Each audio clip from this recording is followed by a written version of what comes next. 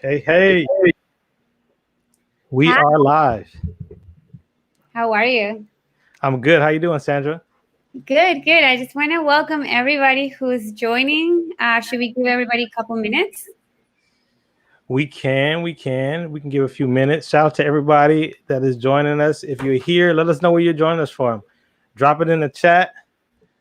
Tell us your city, tell us your state. We're gonna get things going in just a little bit, but we want to make sure y'all can get all this good stuff.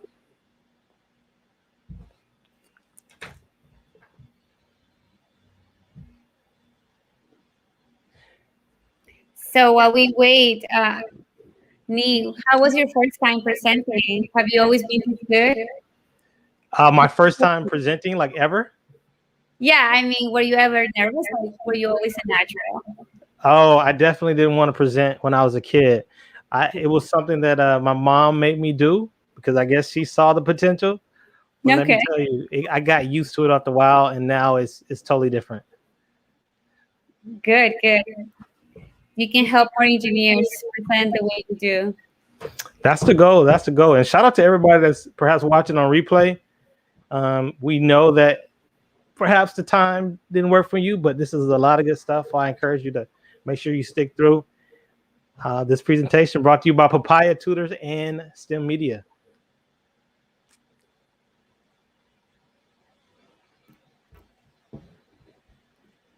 So you excited about our panelists today?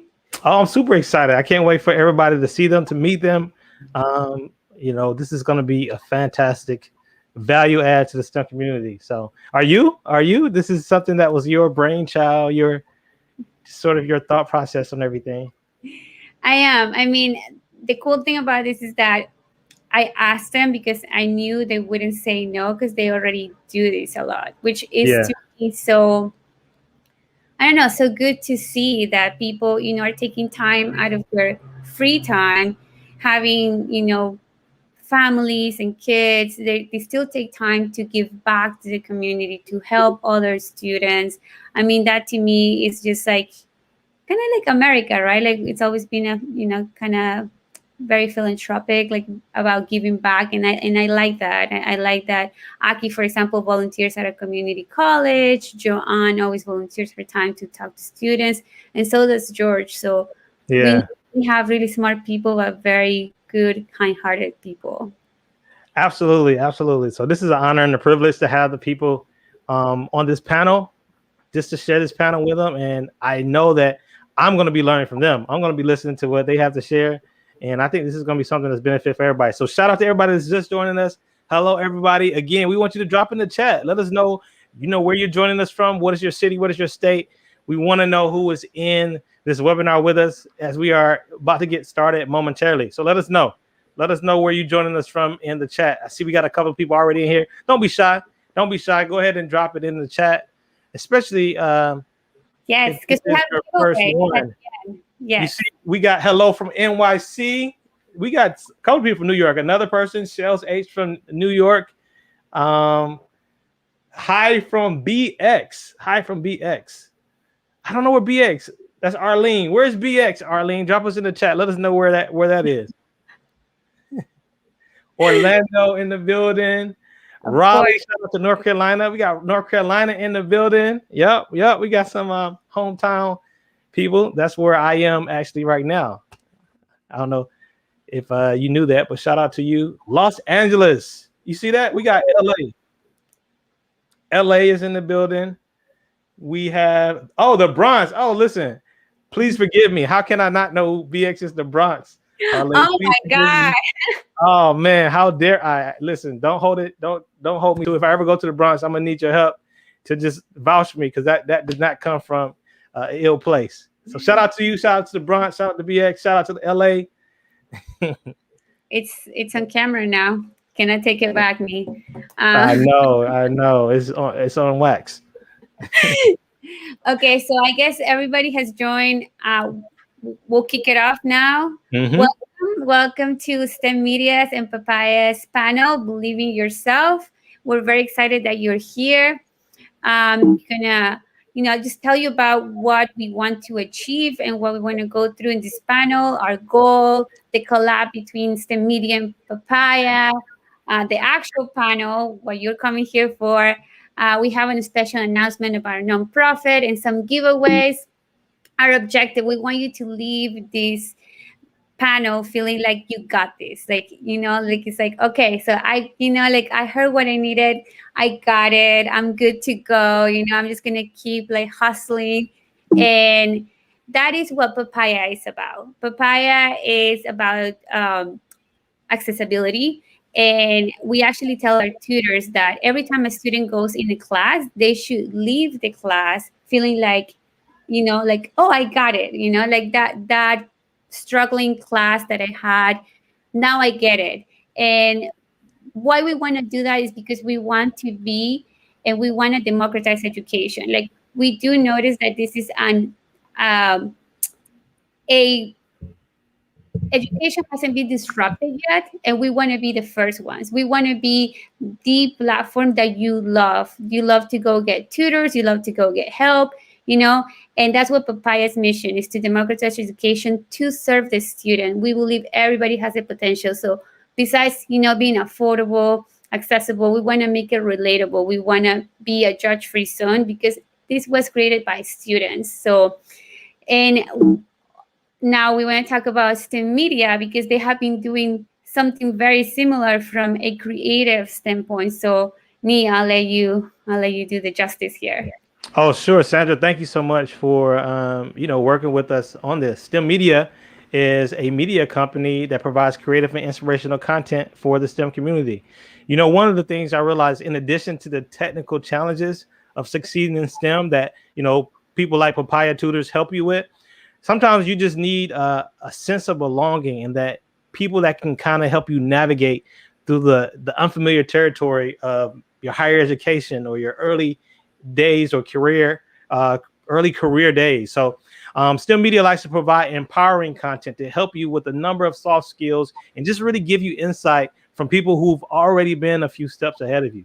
So whether that is helping you with your communication, your interview skills, your networking ability, sometimes it's just motivation and increasing your confidence, as we're going to be talking about today. And so STEMedia is all about that. We do it through a number of content programs as well as events, such as our STEM Success Summit we have every year. And I'm just excited because here's another opportunity for STEMedia to really empower you and uplift you, particularly on this Engineers Week, right, Sandra? This Engineers Week. Yes. Happy Engineers Week to everybody. Yeah, and we're gonna talk about like our Engineering 360 program later on. We have a really cool announcement to make on that. We just want to be the places you go to when you need to get help. Whereas that's from a technical standpoint, like you're having a hard time with calculus too. I know I did. Or you just need those soft skills, right? Like you need to know what to say to your interviewers. You need to know what to put on your resume. So this is where STEMedia can help you the best. And now, Nee, you take the ball. I'll start. Okay, I guess I'll start by we're about to go ahead and introduce you all to the panelists. All right, and I guess I'll kick things off, Sandra?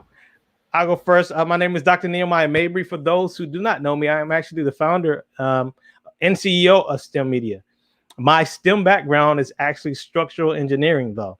I spent a number of years working at NASA, as did some of our panelists that you will meet in a little bit. But most recently, my experience has been in the area of bridge design. So working as someone who designs, analyzes, and even inspects our infrastructure, and more specifically, the bridges that you drive across every day.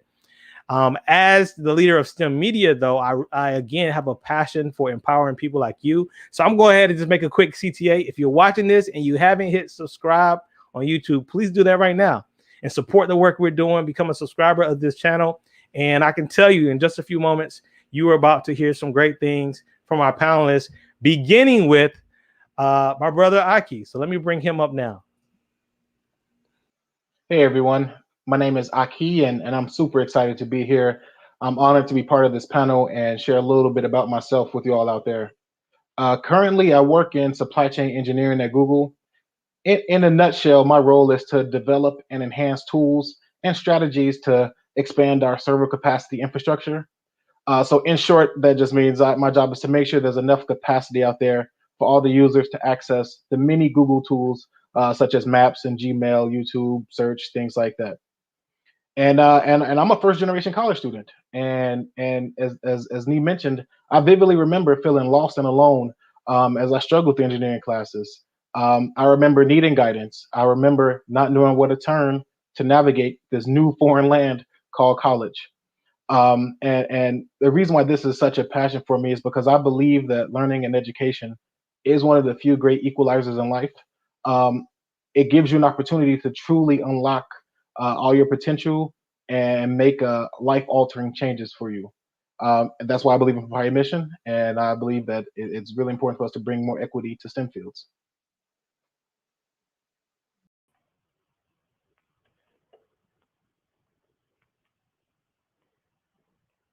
Right.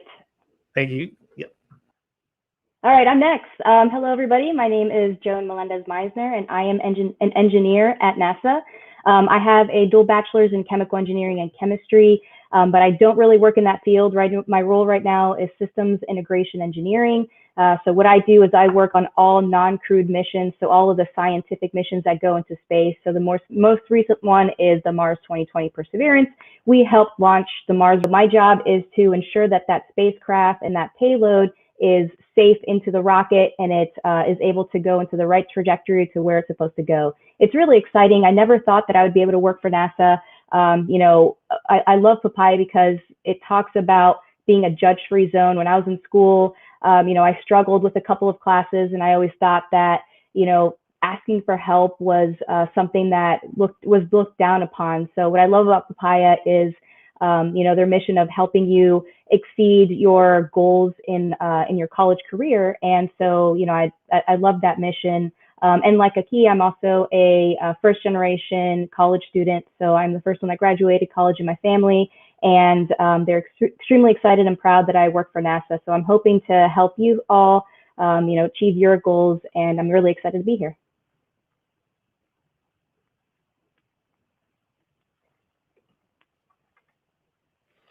Hello, my name is George Salazar.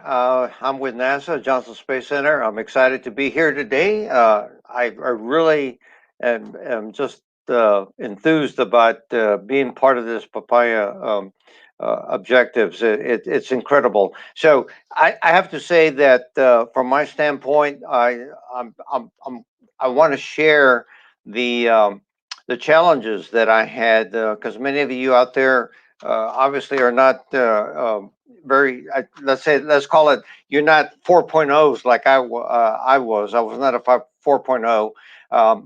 My dad had a fourth grade education, and my mom had a second grade education. I was the first to graduate from high school. I was the first to graduate from college, and the only one to graduate from college. Engineering was very challenging. I have to say, from a high school standpoint, I graduated 475 out of 605 graduating high school students. So I was near the bottom of the class. So getting back and trying to become an engineer was a long road for me. But I have to say that from the standpoint of tutoring, I had tutors that helped me, but there were tutors that did not. And from the standpoint of Papaya, I really appreciate the fact that it's just not about tutoring, but helping you to become a whole person in terms of not just engineering, but but also the soft skills as well. So I'm really pleased to be here and help out however I can. Thank you. Awesome. Thank you, George. Right now, we're going to go ahead and bring on the rest of our panelists. We're going to all get on here together, and we're going to get things started. But I need you all to do me a favor. If you're watching this on a scale to 1 to 10, 1 being, man, I'm on the verge of giving up, 10 being, oh, literally, there's nothing stopping me. When it comes to believing in yourself, when it comes in what researchers call self-efficacy, your ability to get things done, where are you on that scale? And be honest. Like, you don't have to try to like present yourself one way or another, but be honest. On the scale of 1 to 10, where are you as it relates to self-confidence and belief in your ability to get whatever your current goal is, whatever you're looking at right now. Put that in the chat, and we would love to get things started. And so I'm going to talk to our panelists right now and start things a little bit. Some of us touched on it, but when it came to our undergraduate experience, what was it like? And maybe you can even say where you were on that scale from 1 to 10 as it relates to your confidence and actually getting that degree and started this STEM career. So I'll go ahead and pass it to Aki first. Go ahead. Sure. Thanks, Nee. Listen, I have to be honest, right? When it came to starting my college career, I probably started, before I made it to my first class, I was at a 10, right? I did really good in high school, ranked in the top 5, so I felt jazzed. And then probably after that first week of school, my motivation plummeted to 2 on that scale. So my college experience, it was flat out terrible in the beginning. I got to keep it real here. My school, I went to Northwestern University, which was a great school, but the African American undergraduate population was roughly 5%, and it was even smaller the second you go to engineering, which is where I went, and it was a rough culture fit, right? I didn't feel like I had this supportive community, especially being from the inner city, South Side of Chicago. I was an hour from home, but when I went to Northwestern's campus, I felt like at times I was in outer space. So I was off to a pretty rough start. Wow, I hear that. We got some 5s in the room. We got 5, 6, slowly building up on working on getting where I want to be. Joan, what do you think? Tell us about your undergraduate college experience. So I think I'm still to this day a 5. I'm kind of like in that spectrum of sometimes I have good days, sometimes I have bad days. In college, it was all over the place. I started off, pretty confident because I wanted to go into med school. So I had good enough grades, and I thought I wanted to be a doctor. So STEM was, engineering wasn't even in the distance for me. It wasn't until I saw a whole bunch of blood and needles, and I was like, nope, being a doctor is not for me. So my confidence went straight to the floor. It was like a 1 or a 2. And it wasn't until I started talking to my guidance counselors and I started to get some mentors, and I tried to talk to them and say, hey, I don't want to start over. What's something that I could go into without having me to start from scratch? And so that's why I graduated with a chemistry and chemical engineering from the University of Maryland. Go Terps. But throughout college, I failed several classes. I actually failed organic chemistry twice as a chemistry major. So I was just, like I said, on that scale, it just fluctuated throughout. Whenever I failed, I always thought that I wasn't good enough. Whenever I had to go to my tutors and I had to go to my teaching assistants, I always thought that I was not smart enough because I didn't see anybody there. I was always the only one in the room that would go to my teaching assistant. So it was just kind of difficult to, navigate through those waters. And not only that, but, in a chemical in an engineering degree, just like a key, there's not a lot of women in engineering. And so in my class of about 60, 65 students, there's about 5 engineers, and I was the only Latina in that class. So, I had to navigate through the whole, am I smart enough as a woman, and even as a Hispanic woman, am I smart enough to continue with this degree? So, throughout my career, it's a full spectrum. Yeah, for sure. I think there's a lot of pivots that take place, and I kind of resonate with that feeling of like confident at one moment, and then all of a sudden you just hit this point where it's like, whoa, like it's like almost like throws you for a loop. For you, it was all right, just change of majors. All right, I don't want to be this. For me, it was like Aki hitting some difficult classes. So it's like, whoa, this thing is tougher than I thought.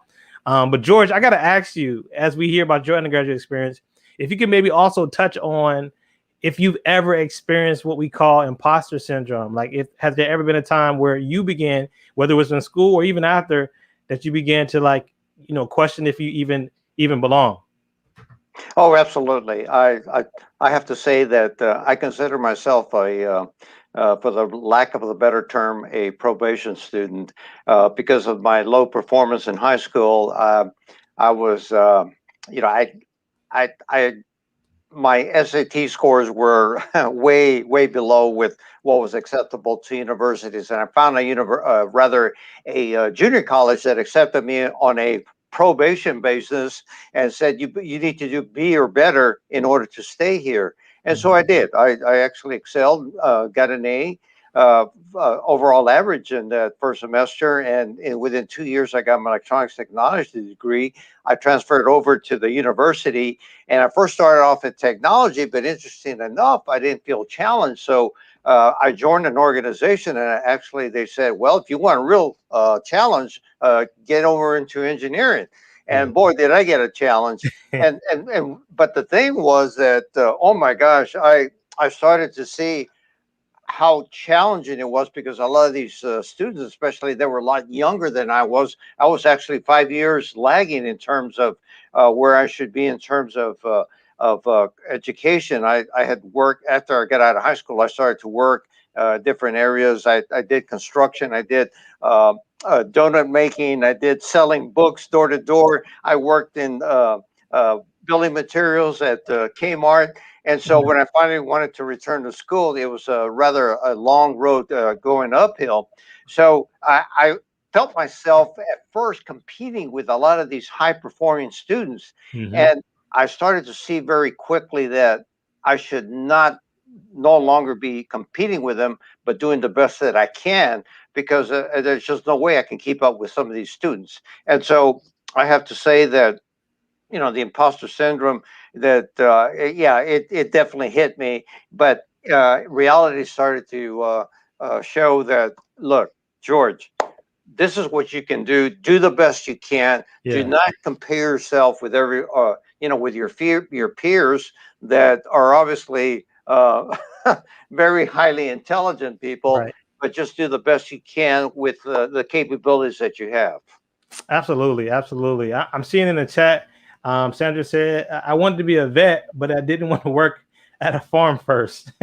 Cynthia said, last week I was at about a 7, but I just found out I'm graduating spring 2022. Shout out to you. So now I'm at a 10. Shout out to you. And George, you said something really important. You talked about how you would compare yourself to other people. And I used to do that too when it related to getting calculus, understanding what the professor is teaching. Like, it felt like everybody in the classroom didn't have a question. And I'm looking at the board, I'm like, what in the world is going on?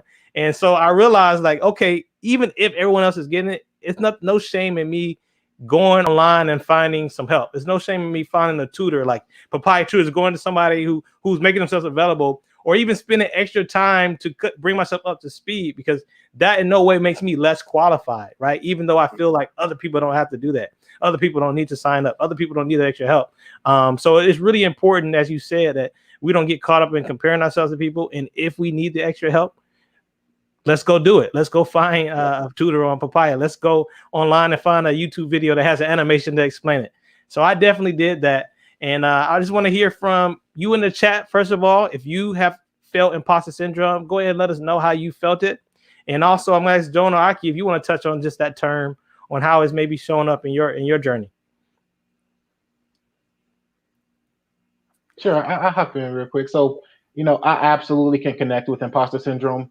I think from a definition perspective, I think at the core, it's allowing yourself to believe that, you didn't earn the right to be someplace, or you aren't capable or succeeding in your current environment. And I experienced it quite frequently throughout my education and my career, even, especially being a minority in STEM. I feel like without that representation, it's super easy to sort of question if you belong or not. Yeah. So I'm definitely like many others here. Like I mentioned earlier, my college career was off to a super bumpy start. And after the end of my first year, I ended up on academic probation, and it was a long road back to sort of getting things back on track. But imposter syndrome is real. Yeah. Can you relate? Put it in the chat if you can relate to what Aki just shared, or this idea of imposter syndrome. And Joan, I want to hear from you. And I would love for you to just go ahead and, if you feel comfortable, be vulnerable and share if that ever drove you to the feeling of needing to quit this whole notion of feeling like you couldn't do it. You mind speaking on that? Yeah, absolutely. So, a few of us have talked on it before, is being a minority in STEM, being a woman in STEM, being one of five in a class of 65 of engineering students and feeling like I am the only one that needed to study the extra hours or go to a teaching assistant or get tutors. I wish I had something like Papaya so I can have at least been able to do it online. But no, being able to physically go to a tutor and say, hey, I need help while nobody else is there, I sometimes felt like I was going to quit because, I wasn't smart enough or I wasn't good enough. And even after I graduated, getting comments sometimes in the workforce of, oh, you were just a diversity hire or something like that, it kind of just gets you a step back. Like, I earned myself to be here. I, worked really hard through college. Comments like that you sometimes hear in the workforce or even just your peers kind of makes you think like, maybe, am I a diversity hire? Am I here because I am a Hispanic woman, or is it I'm here because, I worked really hard to be here? I experienced that really early on in my career. I'm very lucky I have not experienced it lately, especially working at NASA. They're just huge and they're great in diversity. But early on in my career, I heard a lot of those comments, and it made me at first want to just kind of take a step back. But then, hearing comments like that put a fire under me. It made me want to be that much better. So, anybody who experiences any kind of imposter syndrome, just know that you are there because you worked your butt off, because you worked really hard to get where you are. So, I normally tell people, take a step back, look at your accomplishments, and, get yourself a group of, I call them like hype women or hype men, hype people in your corner. So you can talk through these concerns that you have, so they can always be there to help you and talk you out of that if you ever experience imposter syndrome. Yeah, for sure, for sure. And let me tell y'all, we got people in the chat. Shout out to you, Kathy. She says she can relate to your experience. And I know I certainly can. Like, I remember, I tell a story, and there's a video right here on YouTube where you can see where I was super confident in my ability, went into an exam, and I thought I killed it. I thought I aced it, y'all. When I got my score back, I was like, did you make a mistake? Like, are you missing a number? Is something? Just wait for the curve. You have to wait for that curve. That's why. Man, I tell you, like, that was definitely something that I think brought a crisis. And I was like, man, am I really meant to be here? But one of the ways, just kind of as we kind of transition to, like, as you did, ways that we can actually combat this, because I want people to really get this, that I began to look at things kind of one step at a time, because sometimes you can get like overwhelmed just looking at the whole picture and be like, oh man, if I'm failing at this, there's no way I'm gonna pass that, and deal with this, that, and the other. Look at all this, right? And that can really overwhelm you. But I said, all right, let me just focus on the next exam, right? That's all I can need to focus on right now. Sure, there's a lot more challenges coming my way, and there were, but let me see if I can just really buckle down. Let me find the tutor. Let me go in the library. Let me practice. This class was actually dynamics. All right, this dynamics, a mechanical engineering, structural engineering class. But I actually did what I needed to do, and that's really what allowed me to score better on the next exam and caused me to say, all right, maybe I can. So, like, sometimes small wins, focusing, narrowing in your focus, and just maybe getting some small wins along the way can help build your confidence. And I'm just wondering if you can maybe kind of lead us into maybe some thoughts on that, Aki, as it relates to things that help, right? That you found that help you get through these moments. Yeah, absolutely, Nee. And you absolutely hit the big one, right? Is that reflection moment.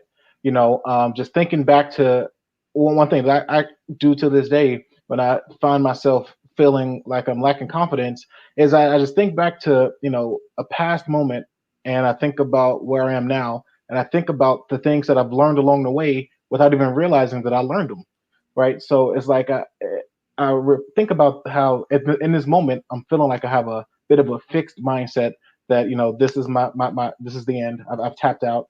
But then you go, wait a second. Clearly, you've been able to grow and expand in the past. Yeah. Let's do it again. You and you realize that you deserve to be where you are. You deserve to have this opportunity in front of you. Whether it's a promotion or starting a new business or getting into college. Mm-hmm. This didn't come out of the blue. You earned your way to get to this point. So that and also I think over time, and this takes a lot of experience, I feel like I had to get comfortable being uncomfortable. Yeah. Right. I had to sort of learned that I had to develop this trust in myself that, sure, this is super uncomfortable right now. I'm having this moment where I'm not feeling confident, but you've done this before. You're going to figure it out. You trust your instincts. You put into these scenarios where you have to really rely on your capability to get through the situation, to learn from it, to grow from it. You might not get it right away, but that's okay. You learn from it and you keep pushing. Yes. We got people relating to us in the chat. We definitely got to hear from you, Joan, and you, George. What are some things you found that actually help get over that lack of self-confidence? I have to say for myself that there were a couple of things that actually kept me on track to try to finish my university undergraduate degree. One was that reflecting back on where I came from in my family, the lack of education, the my grandparents, coming from Mexico, my dad just getting to the fourth grade education, my mom being a second grade, just going up to second grade and being an orphan in an orphanage. That foundation, if you will, of where I came from was one of the things that, helped basically keep me propelling forward and saying, I need to make a difference in my family. The second thing was I always had this, let's call it my goal or dream in my pocket of seeing myself coming up and getting my bachelor's degree in electrical engineering, and my family's out there and watching me, and that kept my vision always alive in terms of saying, I gotta make this happen. I gotta make this happen. And so little things like that, I have to say, were very motivational for me, to try to keep on track on what I was trying to do and what I was trying to achieve, and not only for myself but also for my family. Yeah, similar to George, my mom high school education as well, or had a high school education, and she worked at a factory making ambulances, and to make ends meet she would clean like doctor's offices, dentist offices right after her full-time job. So she had she'd come home, she'd leave home at like 6 a.m, come back home at like 9 o'clock at night. Sometimes I would help her when I was in college clean the offices. And she always told me, she's like, hey, you need to get a college education. You need to be better than me. Because that's usually what parents want, right? They want the children to be better than themselves. And so she would sometimes take me to, help her clean so I can understand the importance of, finishing what I'm starting, finishing going through college, finishing and getting a good job.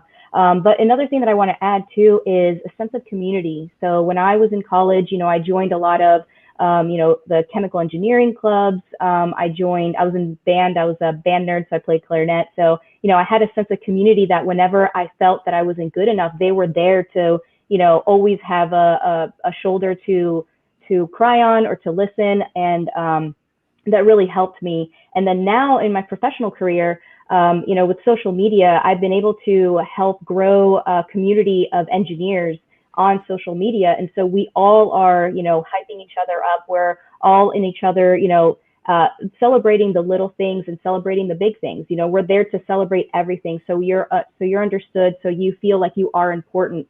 So that's actually very helpful as well as the sense of community. Yeah, and I totally agree with that. I totally relate to that. I think it's critical to have that community to support you. And I think it's really awesome to be able to draw on the strength of your family members that came before you, right? Your mother and your grandmother who worked hard to put us in different positions to succeed. So let me ask you all this. Why do you think so many students and young professionals lack belief in themselves? And maybe you can kick us off on this one. That's a good question. Why? I think there are a lot of reasons. I do think one of the reasons could be the fact that you haven't seen it before. You haven't seen anyone that you can seriously relate to do what you're aspiring towards. And so sometimes that, as I've heard people coin it, existence proof, right? This doesn't exist, right? Because there are people, believe it or not, I feel like there are people who believe that they can do certain things that may or may not, like, for instance, I've seen people, you know, we see these American Idol shows and these people who are like trying to be singers, and like, no disrespect to anybody, but you know, some people are probably more prone to singing than others. But that doesn't stop the belief, because we've seen people succeed. We've seen people go on these reality shows and become stars. And so sort of seeing that makes people believe that I can see myself in that category, right? All the way across the board. Whereas in certain other industries and other professions, be it engineering or other cases of STEM, there aren't always images that allow people to say, hey, I see myself in that same position. And so when I try to pursue it, even if I do have the gifts, even if I do have the ability to do it, sometimes it's hard for me to fall back on just that visualizing of myself in that position. And I think that's one reason. I'm not saying that's all reason, but I do think that's one reason, lack of that existence proof, that caused people to question their own ability to achieve that thing. That's what I would say. What do you think, Joan? I agree. I mean, as a woman in STEM, the only woman on this panel, you know, when I was going through college, I really didn't see a lot of female leadership, especially in STEM positions. You know, whenever I thought of a scientist when I was younger, I thought of Bill Nye the Science Guy or Neil deGrasse Tyson. I didn't really see a female scientist that I can see myself in if I wanted to go down that path. So, you know, right now we're you know, going towards a different direction. You know, we have a lot more female leadership, but we still need a little bit more representation in those leadership roles. So I think that's extremely important. I think that's something that whenever you're in college, if you don't see yourself in a future career that you want to hold, then why do you want to work towards it? The other thing that I want to talk about is, you know, at least how I experienced it is I graduated college a little bit later than a couple of my peers, you know, at 6 years versus the typical 4 years whenever they, you know, whenever you graduate college. So sometimes I would get down on myself because I would see my friends excel in their careers, you know, start at Lockheed Martin or start in all these careers and starting their life. And I still felt like I was being left behind because I was still a student. So I think it's very important to convey that your path is your path. Comparing yourself to others is definitely a way that you can start going down the path that you're not good enough. So, you know, I try to tell people that, you know, you can start finding your passion at 29 years old, at 40 years old, at 18. It doesn't matter, you know, as long as you can work towards what you want to be. So, you know, comparison is the thief of joy is usually what I usually say, and, you know, a lot of people say. So I think that's another reason why a lot of people quit along their way.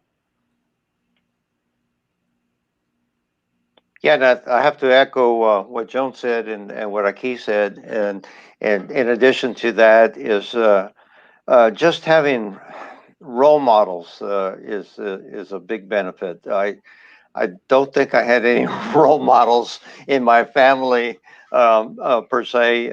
My family had a very strong work ethic, but in terms of just working hard, hard jobs. My grandfather worked for the city of Corpus Christi. My dad worked at Reynolds Aluminum. Worked in a donut shop, which he taught me that trade as well. And so the work ethic was very valuable in my family, and they believed so very strongly in that work ethic. Not necessarily college per se, but I have to say that work ethic benefited me in terms of taking that work ethic and applying it toward becoming an engineer and basically overcoming some of the challenges that I had. I had to work triply hard in a lot of classes. I have to say that just about every engineering class except for my racquetball PE class, I had to study three times as hard in order to keep up and try to make a decent grade. So but having role models, I think is very important. I would have loved to have had Papaya back when I was going to school. It certainly would have been, I have to say, a big benefit for me in instilling and inspiring me to reach my goals. Yeah. I just thought about this, Aki. If I can interject too, this is another, like, I guess maybe practical tip. It ties to the last question, overcoming, and why some people probably don't have the confidence is because sometimes we can forget what we've already overcome. And we talked about that, how like when you have small wins and when you can reflect. And so I heard somebody say one time, and maybe this is a tip for somebody out there, create a brag sheet. Like, go ahead and like list all of your wins, right? And like, all right, I remember I thought I was gonna give up here. Boom, knock that out.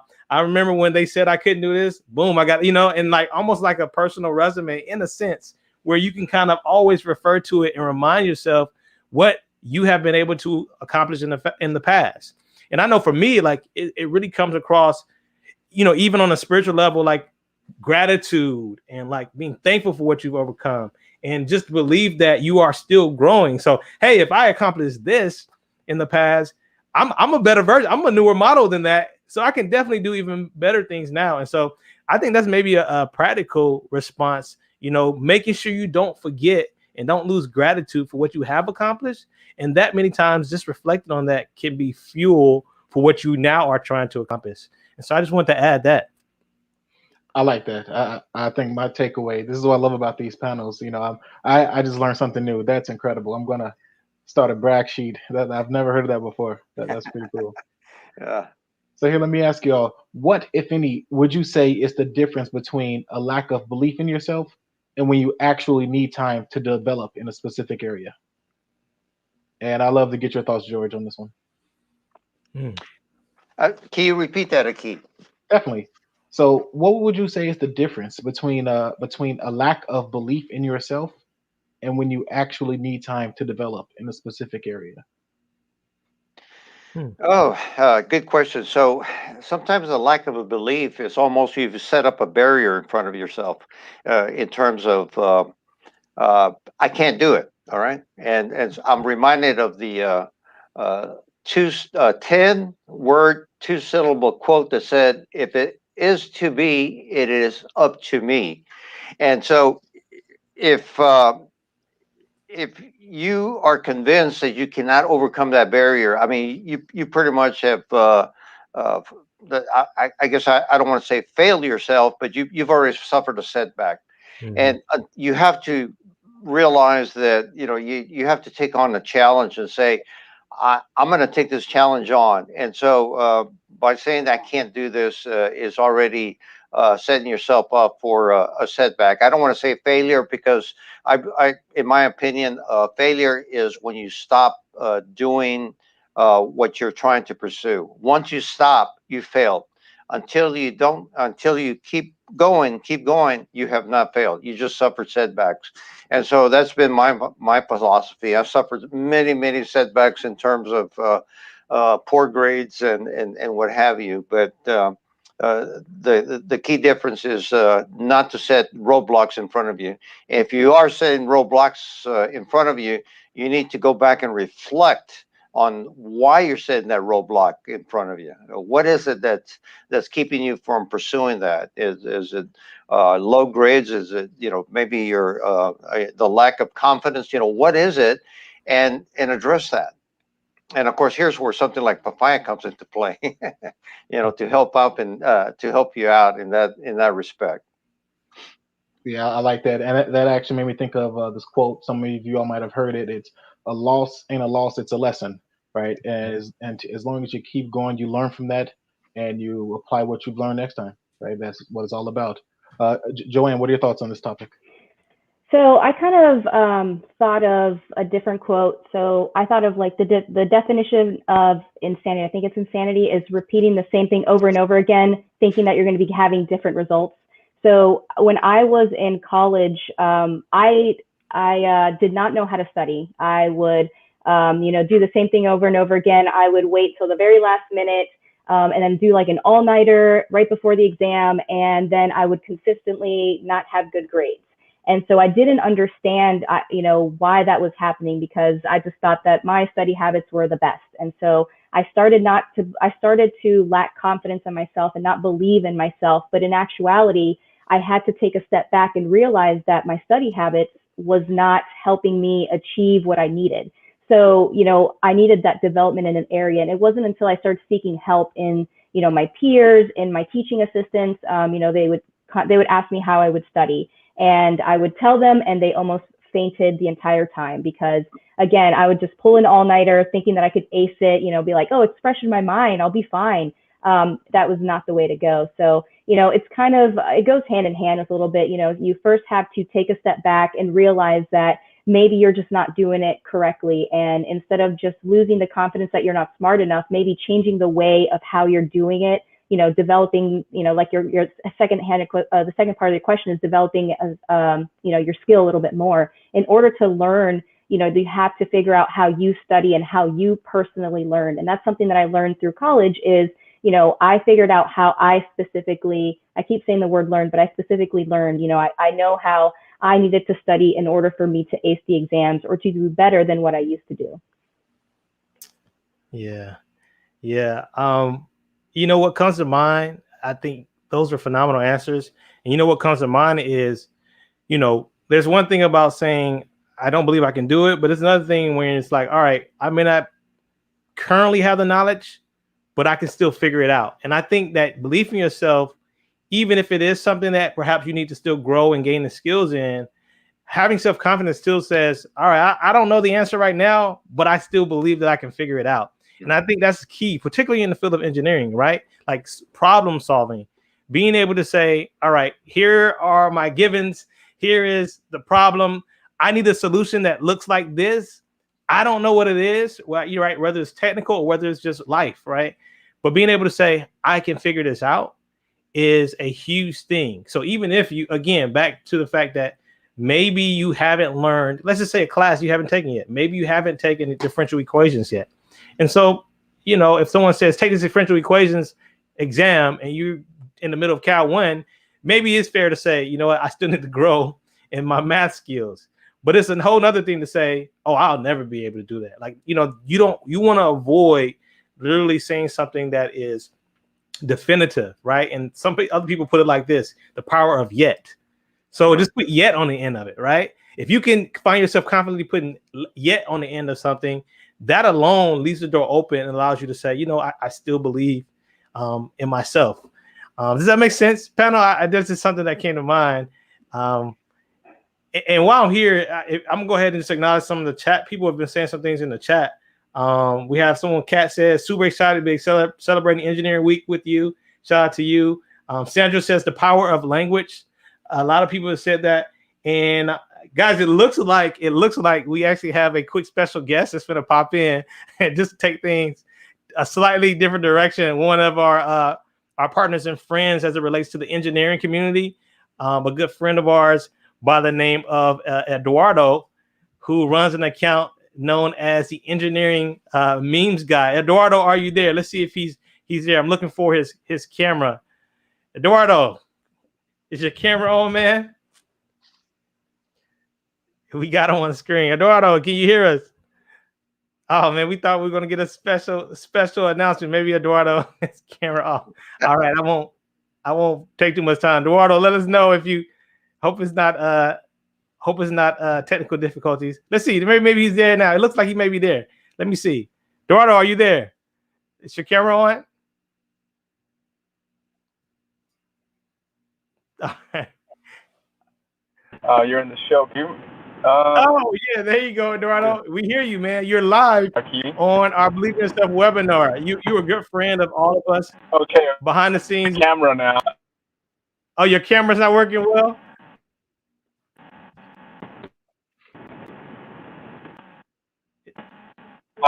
There he is. Now, here we go. I'm taking a little lunch break right now. Oh, okay. You all, for those who are watching live, this is Eduardo. But all right, cool. Well, we just want to say shout out to Eduardo really quick. And I guess moving things along, I put in the chat if you have any thoughts on that question. I thought that was such a good question, Aki. Meaning, how do you know if it's really I just lack belief in myself or a legitimate thought of, I just need to grow in this area, but I can do this eventually as soon as I grow. So I would love to see you all who are hanging out with us to give us your thoughts, because we don't pretend to have all the answers, but give us your thoughts on that. And Aki, I wanted to ask you a question, and really the whole panel, but this came up kind of before the live, and I thought it was really relevant given that it's February, it's Black History Month. And I think that there are, we all mentioned representation, and we all mentioned just a lot of things as it relates to seeing other people in the field. But I was just wondering, as a Black man, from one Black man to another, if maybe you could start off what you think may be a relevance as it relates to the Black community and this idea of imposter syndrome and this idea of, self-confidence and things like that. If I may throw it back to you. Yeah, I may throw it definitely. back to you. That's a great question. You know, I think the challenge is often just feeling the weight of being the only black male in a room, especially when you're in the engineering room or in a technical profession. And I know I felt that weight during college and now professionally. And I not only feel the pressure that I put on myself to live up to the standards that I've learned to set for myself, but also feel like, whether I like it or not, and whether it's fair or not, that I'm also representing for other people in my minority group, right? So I'm hopefully doing justice to this trail that hopefully gets wider and wider as we continue to leverage things like Papaya and promote more equity in STEM fields. Yeah. But here's also what I learned about being in an extreme minority professionally is that it's a bit of a double-edged sword, right? Because while people I feel like sometimes, whether it's conscious or not, they're just waiting to apply these preconceived notions or stereotypes and sort of fill out the rest of your identity for you. If you're able to, interact and start countering a lot of those pretenses, it's possibly a little easier for you to sort of stand out and be remembered. So I think that's how I try to, find a little bit of a silver lining. But I definitely can sort of feel the weight of that pressure. Yeah. I read something today that I think made a lot of sense, particularly, when you even think about the notion of why we have something like a Black History Month and of course the absolute necessity of participation of all underrepresented minorities. But when I just think about Black History Month, I think about the fact that our history in this country is unique in that there was a time period, and not to take it dark, but there was a time period where we were considered property on these lands, right? It wasn't always just that we were just, immigrants, or we were people that people didn't want out. Like, we were at one point, considered literally unable to even comprehend certain levels of intelligence, unable to, right? And identity stripped away, the humanity was stripped away, literally, right? And so it's been a long path, not only for us as a people to really gain a true sense of who we are, but the country as a whole to recognize us as fully human, right? That have that deserves these particular rights. And so when I think about Black History Month in particular, I do think about how it is important for us to acknowledge the path trailblazed by the people who went before us, right? And this is regardless of who you are, because yes, there are still things, there will always be work to be done, or there's still progress that needs to be made. But we have to sit back and say, man, I'm so thankful that there was someone who perhaps had an even harder scenario, an even harder opposition to achieve certain things. So now that I have the baton in my hand, I have to do my job, right? Whether I'm Black, whether I'm Hispanic, whether it's even in your family, just as a person in your family, to say, listen, I don't have time to get bogged down with lack of self-confidence, lack of self-worth, because if had the person before me did that, I wouldn't have had the opportunities and the privileges I have now. And so I have to continue to carry this baton and pass it to the next person who will still have their own challenges. But I hope that they can look at my example and look at the path that I blazed and say, look, if he did it, if she did it, if they were able to believe in themselves with the circumstances they have, then certainly I can continue to carry this thing forward. And so I thought that was relevant just to add on, to what you said. And I'm wondering if Joan or Joanne or George have anything to add just on that as it relates to, how your leg of the race and anything that we've talked about. I mean, I don't know how we can, either one of us, I don't want to speak for George, I don't know how we can follow that, because that was just like a mic drop kind of thing. But no, no, but for me, it was, you like both of you have said, as a female, we just, a few decades ago, we weren't able to, have a bank account without your husband. You weren't able to go into the workforce. And so now, even, people that I work with now who are about ready to retire, they remember when they came into the engineering field and they were the only female in their entire, workforce. And so, like you said, I leaned on them as mentors. I leaned on them to see what experiences and what struggles they had, so then I can learn from those. And, if I experience any of that on my own, then I know, how to handle it and how to deal with it. And like you said it so eloquently is, a lot of the stuff that I do is I share my experiences of my struggles on social media. So if anybody is looking to get into this field, they can reach out to me at any time. I'm always available to let them know and give them the real story of, how it is as a female in engineering or female in STEM. So then they know that when they go into the field, they know what to expect. And so like you said, is we're trying to hope that the next people coming behind us are able to, trailblaze even more. We're trying to clear the path. We're essentially, we're on a dirt road and we're clearing the path little by little, but we're making sure that the people behind us have a clearer path than what we currently have. Absolutely. Yeah, and I just want to say a few words about that. So I appreciate the word trailblazer because that's the way I feel. My grandparents had a trailblaze. My parents had a trailblaze. Somewhat of passing the torch to me in a certain fashion that I am now a trailblazer, and my objective now in my career where I am now is to become, to help other folks become, the next generation of engineers, and knowing and understanding that, yeah, there's some roadblocks, but you know what, the George or Joanne or Aki or Dr. Marby went through that, and so if they did it, by golly, we can do it too as well. Yeah, for sure, for sure. I'm going to ask a question to the audience too, because this is a good segue into sort of our last question before we do a little bit of Q&A or anything like that. But who is a person? This is someone watching this. Write in the chat somebody, whether it's a family member or you look up to, someone that you look at as a trailblazer in your own journey, that just by their example, just by what they've overcome, you can say to yourself, hey, I can gain a little bit more confidence and belief in what I can do because of this person. So go ahead, do it right now. Go ahead and type in the chat. This is helpful for you. If you could put, I don't care who it is. Again, family member, somebody you follow on social media. Maybe you've met them, maybe you've never met them. Who is a trailblazer? And as you're typing that, this final question for our panel is along those lines, talking about mentorship, right? Can you tell me about a time a mentor or someone else played an important role in boosting your belief that you could do something? So we can kind of go around and all maybe mention our experience or I answer that question. I guess whoever wants to pick it up first, please go right ahead. Sure, I'll hop in real quick here. The person that immediately came to mind for me was this guy named Kenny Evans. When I was in elementary school, transitioning to high school, I went to a private high school, and it was pretty expensive.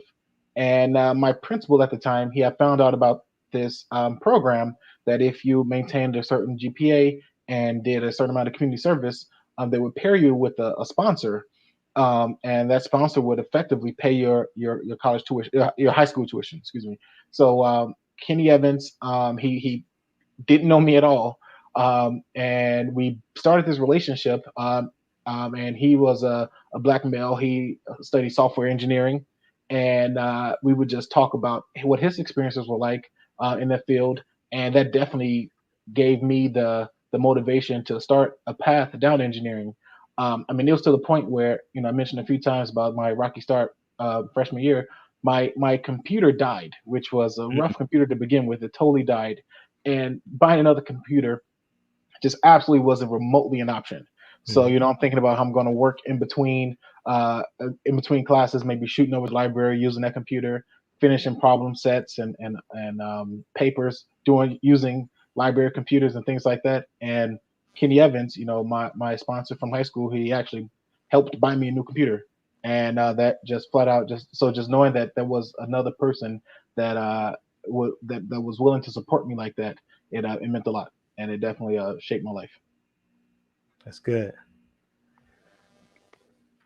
So I'll go next here because I'm reflecting back at the junior college. If you recall, I said I was a probation student. So at the junior college, I got in because I didn't do very well on SAT. but I had a very good advisor, and he was much, much better than my high school advisor. My high school advisor had told me I should go into auto mechanics.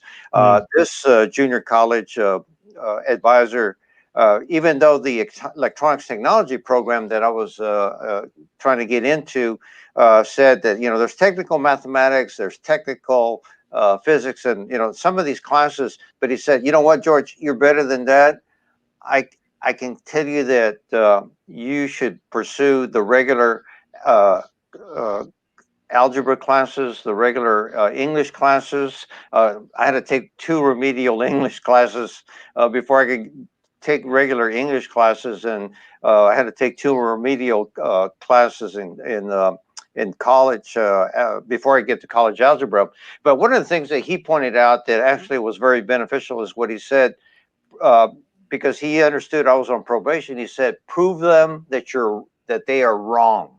All right, and that actually helped me because when I graduated with my double E degree, I didn't have a high GPA, and when I wanted to do my master's, I became another probation student for 1 semester again.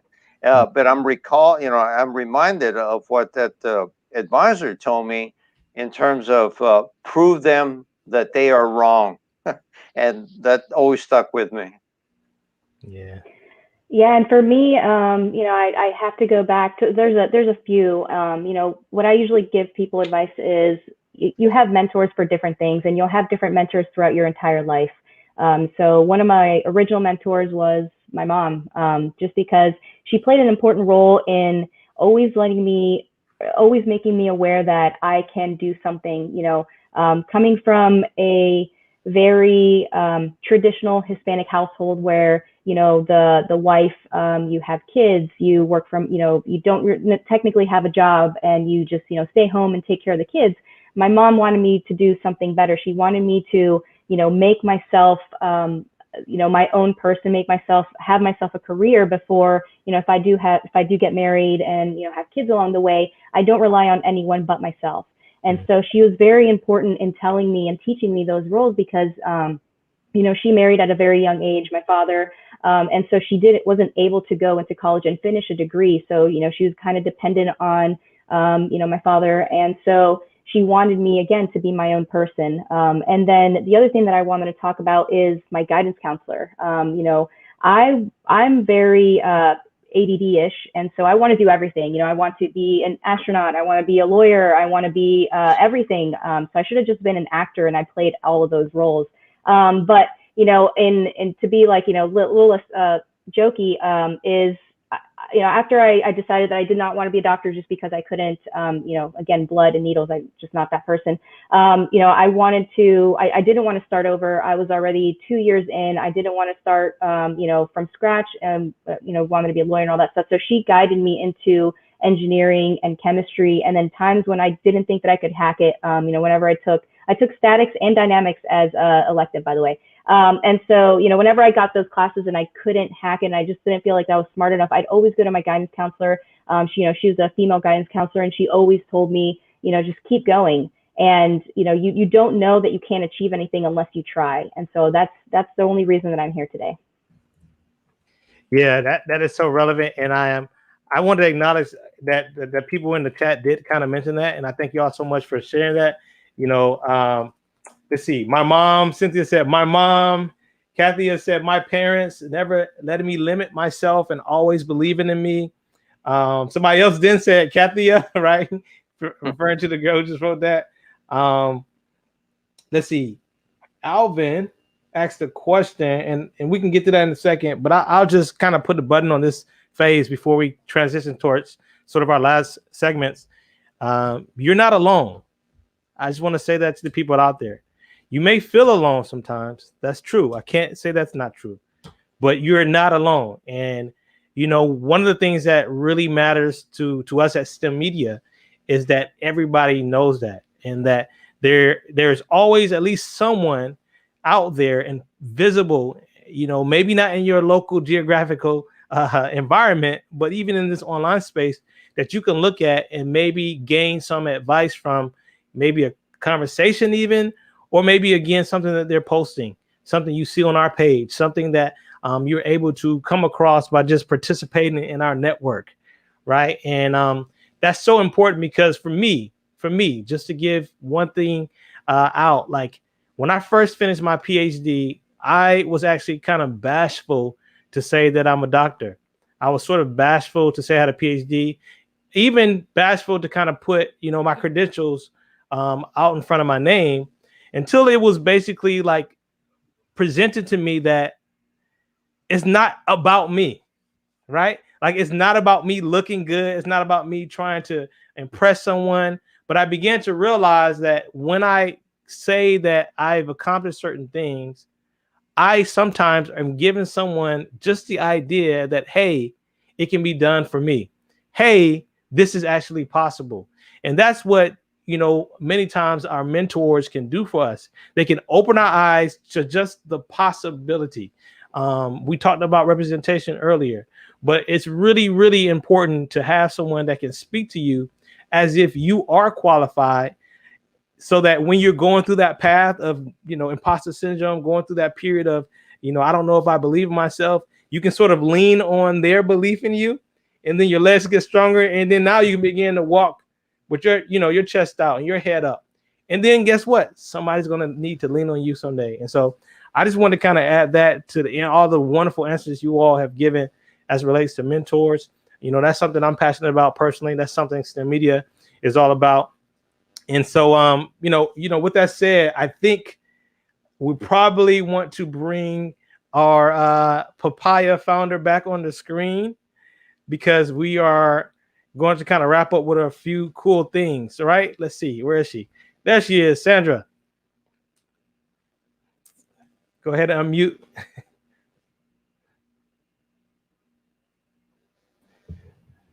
Can you guys hear me now? Yes, we hear you now. Sorry. Okay. It says I'm on the show. So I'll start sharing my screen again.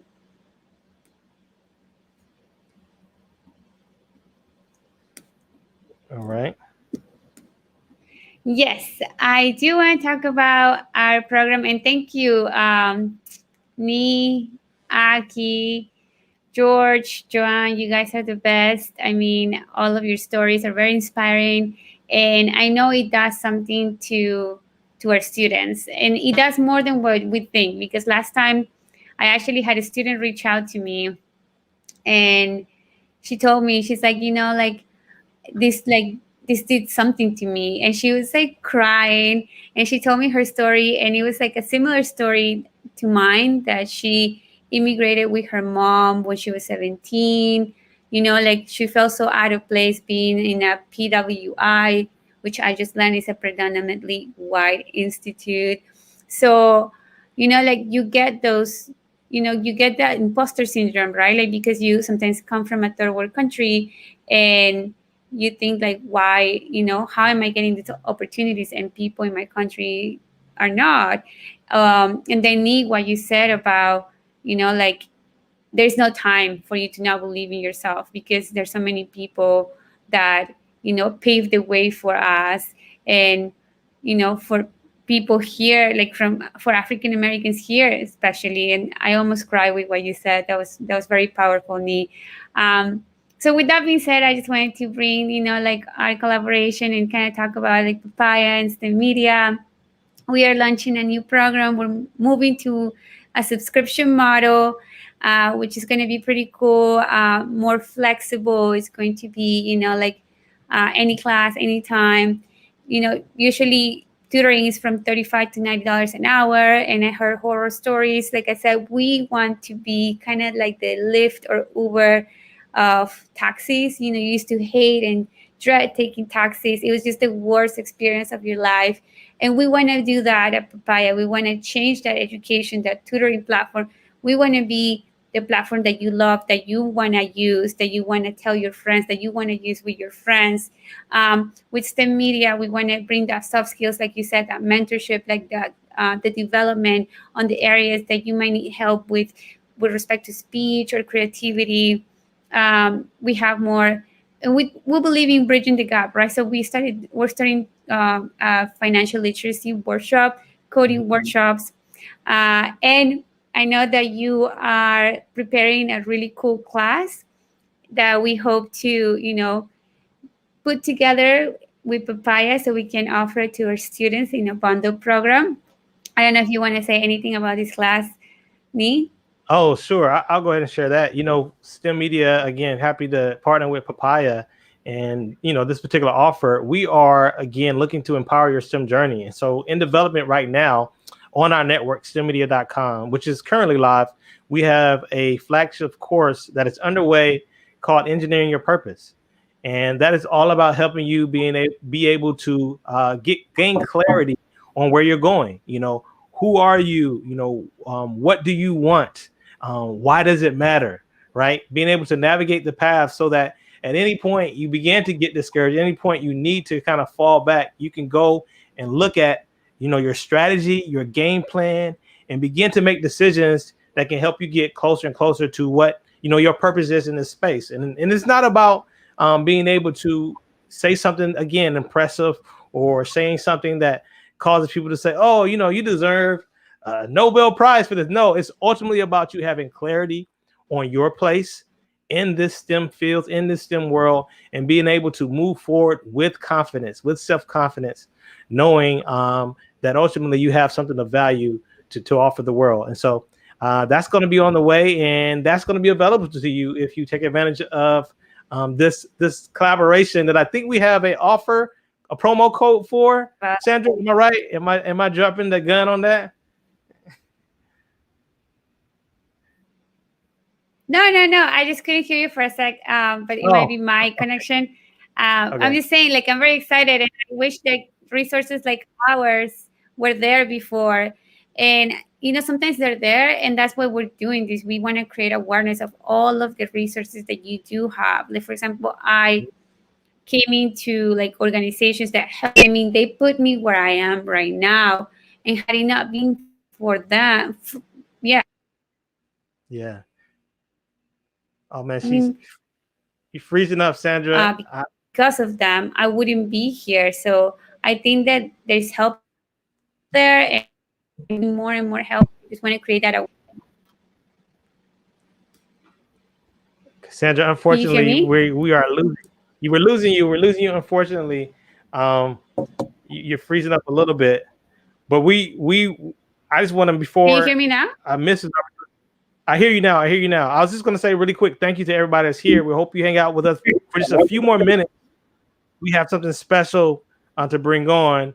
But Sandra, we hear you now. Did you go ahead and finish up what you had? You were going in and out. I don't know what's the last thing you heard, but yeah, we're just very excited to bring all of these resources that make education and pretty much opportunities very accessible to students and affordable.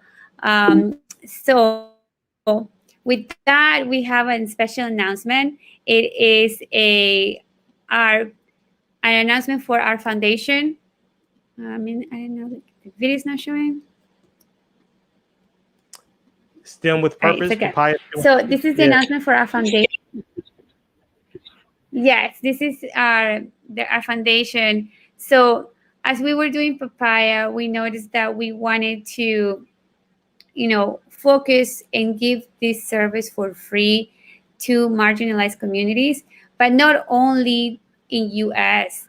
I mean, as you can see in this picture, unfortunately the video is not working for some reason, but you will see in that video that we can send out later, kids walking 2 miles on the top of a mountain to receive lectures on the radio because of COVID. So, and there are, at least these kids have some type of education. There are so many areas around the world that don't even get that privilege of education. So we want to use Papaya to bring to do a matching program, and that's what you see on the screen right now, right? So for the STEM with Purpose Foundation, we want to start raising money to select people from here, from marginalized communities and people outside of US on obviously from very rural areas that can benefit from the program. We want to start giving scholarships. We want to create a way for our students to volunteer and teach English outside, or STEM classes outside. And ultimately, we want to build and donate schools around the world. While Papaya is also working on its own roadmap. The cool thing down here, as you can see, is the Tutor Me Now feature, which is in beta right now. And it's in beta because, like sometimes there will be tutors or not, but essentially it's like, when you're like blocked in an exercise and you just want to, just get the answer, like you just cannot get it, you don't understand it, you wish you had your friend right next to you, but he's not available. That's where you can go to Papaya and just pretty much ask any question on demand, because you will have a tutor there. We want to create courses, chat rooms around the world. So we want to have and grow a bigger community, so we can make a calculus 2 chat room where everybody can go in and they can just ask for help, or talk about like, a specific problem or subject that they have. Like I said, we want to create a volunteer program with Papaya. And ultimately, we want to do a matching program where every time a student is taking a class, they know Papaya is donating a class on their name. So they know not only are they helping themselves, but they're also helping somebody like this. They're sponsoring somebody outside of US who thinks education is a privilege. Um, we want to talk about Loomis, and for anybody that's watching and they need some like externships, go ahead and send your resume to Eduardo at loomisautomation.com. They're looking for mechanical engineers, mechatronics engineers, and electrical engineers. Loomis is the company that is helping students get their feet wet, get that real life experience. So they're pretty cool. You can check them out at Loomis Automation on Instagram and see all of their cool robots and everything that they're doing for different verticals in the automation industry. And our giveaway. So we'll announce this later. And we'll be contacting you when you get mentorship sessions. Oh no, I'm sorry, Nia. It seems like my team put you there as one of the Oh, I guess I'm giving away some one-on-one mentorship mentorship. sessions. But yeah, we'll be announcing. Sorry, I just noticed that. So yeah, we just wanted to. And this is just me. And why I created Papaya, like I said, is that accessibility, is the fact that I believe education could be serving the students more than they are right now. And we want to make it all about students. And when it comes to the foundation, in third world countries, the only way out is through education. So I believe when people are trying to like get educated, they're doing as much as they can, and money is an issue. I believe money shouldn't be an issue, and that's why we want to make Papaya affordable, not like the $35 to $90 tutoring that not everybody can afford. We want to bridge the gap, as soon as possible. So yeah, just wanted to talk about that. For sure, for sure. Um, And I think that Sandra, we have a student go ahead. I'm there. sorry. We have a special guest, right? We're gonna bring someone on before we Yeah, this wrap. is Katia. Yeah. Okay. All right. So you want to introduce who we're about to bring on before we say goodbye? Yeah. So this is a Papaya student. We actually did a raffle last year for a free shop ticket, and she won. She was very touched with this Believe in Yourself webinar, and it really helped her. So I just want to let you know that you are all doing something. So thank you for that. I know Katia she won one of the raffles, so she wanted to ask a question to all of you, and then we can wrap it up. Nice. Welcome. Hello.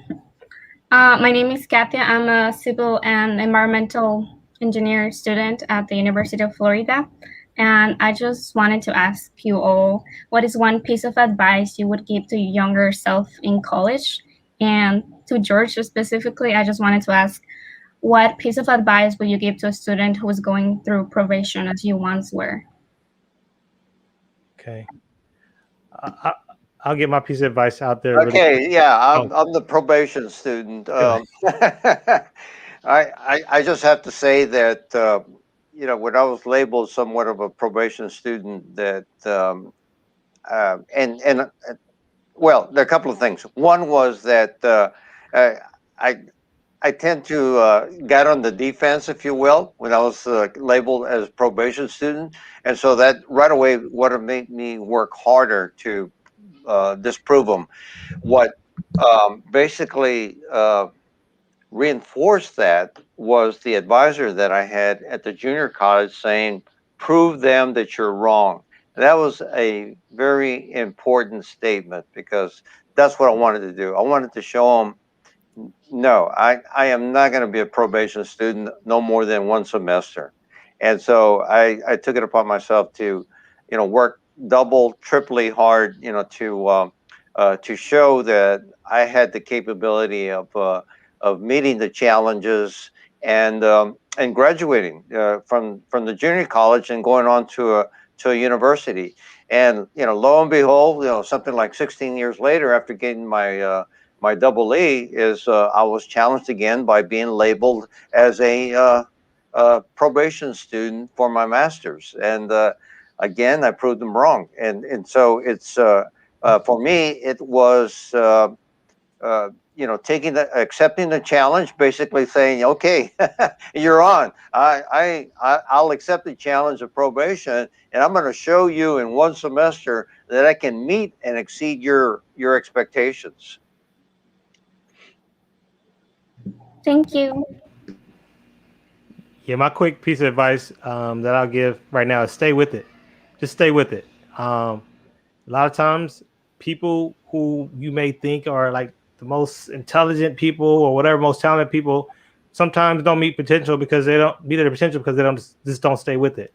And so that is something I want to leave. Perseverance, sticking with it. Of course, you may adjust. Of course, you may change your strategy. You may need a mentor. You may need help. You may need to sign up for Papaya Tutor, right? To have some help, really scaffold you to move forward. But just stay with it. Stay with it. That's me. Yeah, for me, first of all, go Gators. Second of all, failure is just a stepping stone to success, is what I usually say. Whenever you fail, just like Nee said, just keep going. Don't give up. Put your whole mind, body, and soul into it. If it's something that you really want to achieve, give it your all. If you fail or if you feel like you're not good enough, take a step back, get that brag sheet together, and just keep going. Yeah, and plus one on that brag sheet.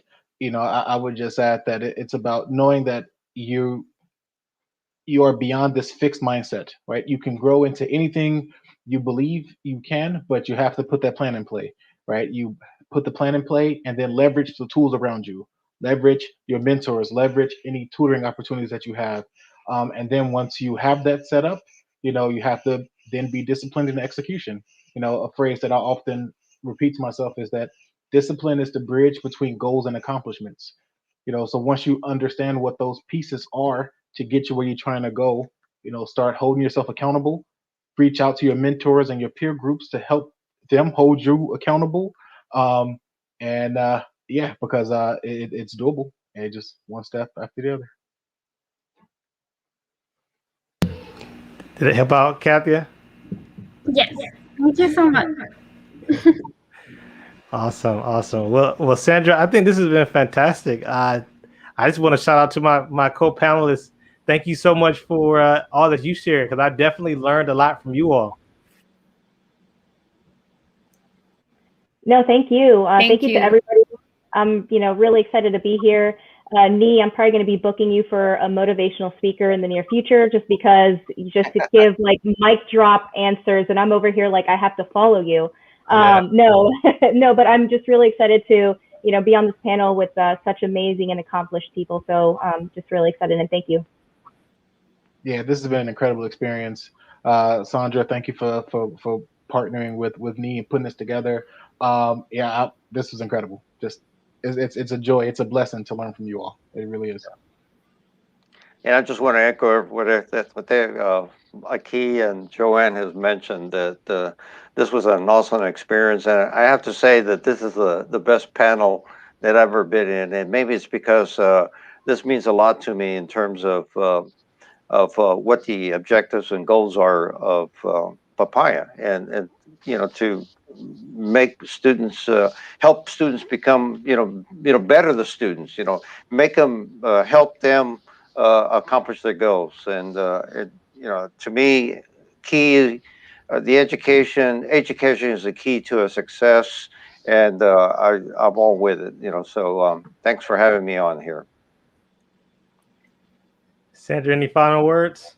Yes, I didn't want to interrupt anybody, but I'm just so happy that you all had such a good experience. And there is a reason why I was like, oh no, I have to.